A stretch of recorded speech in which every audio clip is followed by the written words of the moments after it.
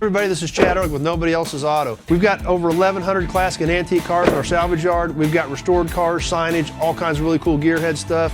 I've been doing this my whole life. If you've been here before at our new show called Nobody Show, thanks for coming back. Glad to see you again. If you're new, don't miss it. We're going to talk about gearhead stuff and everything that gearheads love.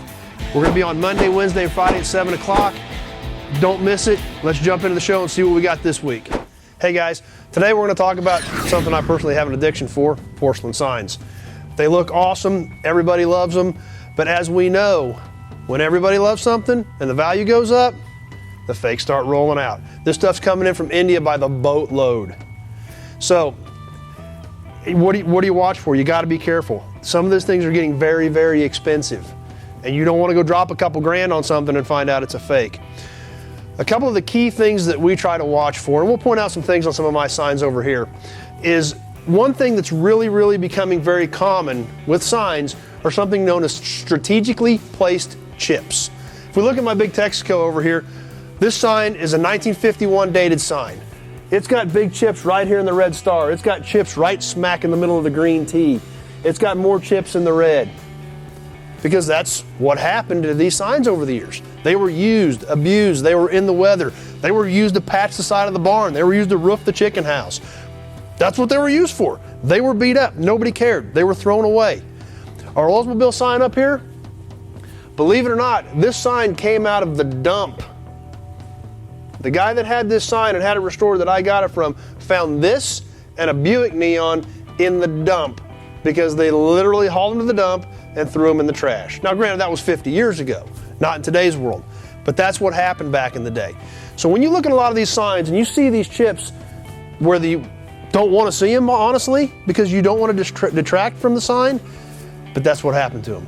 In today's world, what we're seeing are known as strategically placed chips. When you see a sign and all the chips are right out here around the edges in the black, there may be a little one down here in the white, then they use chemicals and age it. They can make that metal rust. Anybody can make metal rust. So they strategically place those chips where they don't detract from the sign or the logo. They want nice bright colors, but they want you to think it's old, so you will pay good money for them. That's one of the key things I always watch for on signs today. You gotta watch out for strategically placed chips. We look at some of these signs I've got laying around here. There's a rust hole right in the middle of the crown on this red crown. You don't want to detract from your sign. You want your sign nice and beautiful, but hey, it may be nice and beautiful, but it might not be real either. So I would almost rather buy a sign. I would rather buy a sign with a few chips that do detract a little bit from it because there's a pretty good chance I'm getting a real sign. So it may not be as pretty, it may not be as fancy, but it's better than buying a repop and way overpaying for it. Something else you'll see on a lot of original signs that you don't necessarily see on reproductions, and make a note here, they are getting a lot better at this. But when you look at these original signs and you look at all these lines on all the letters, they're crisp, they're straight, there's no variation in them. The thickness of the lines, the width, it's all very precise. A lot of the reproduction stuff that we're starting to see coming in, especially in the past, now they are getting better at this, there will be a lot of uneven lines. It'll get thicker, it'll narrow out, it won't be straight. You watch the shapes of the letters on a lot of the names. If you watch the shapes of the letters, there may be a curve on the B of a Buick, might be wrong. That's the stuff you've got to watch for. And they're getting better all the time, so it's tough.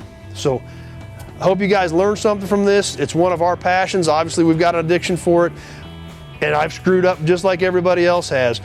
But the better we can educate ourselves on this, the more we can offset the counterfeiters bringing in the repop stuff and trying to pawn them off to people who are unsuspecting and trying to take their money.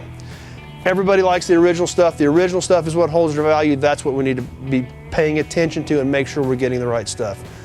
Thanks for watching, everybody, and remember, nobody's nobody like me.